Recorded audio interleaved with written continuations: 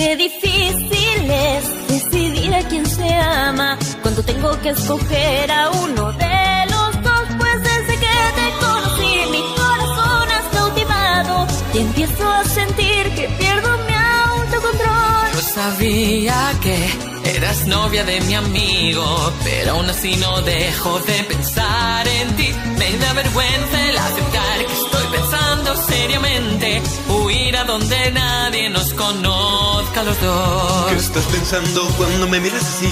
¿Por qué te esfuerzas tanto en sonreír? Porque siento que cada vez te vas alejando más de mí. Podría perder todo lo que hasta ahora he llegado a amar, todo por la pasión, los pecados que me traen dolor. Dime qué es lo que hice mal, pues solo quiero estar contigo. Y siento que el que se esfuerza solo soy yo. Repito tanto lo que siento que se ha vuelto un cliché, pero es verdad, agradezco que te pude conocer. No importa quién vas a elegir, te seguiré aún así queriendo. Pero soy quien más te merece. Choose me, choose me, Choose me. No, no, no, no, no, no, no, no, no, no, no.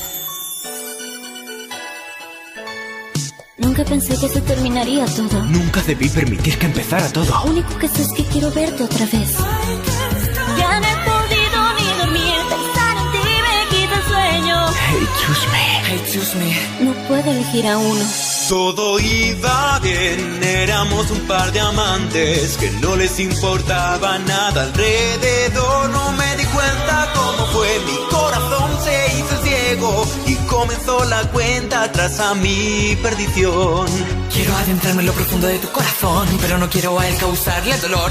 Desechar nuestros sentimientos tal vez sea lo mejor. ¿Qué es lo que puedo hacer ahora? Ya no tengo salvación. Esa herida muy difícilmente logrará sanar. Aunque me lo quieras ocultar, puedo ver que te estoy perdiendo. Mi corazón se ha coloreado de decepción. No sé qué más puedo decir, mi mente vaga sin control. Siento que es un cuchillo que me corta el interior. Me da vergüenza el aceptar que tengo malos pensamientos, pues solo pienso en tenerte. Choose me, choose me. No, no, no, no, no, no, no, no, no, no.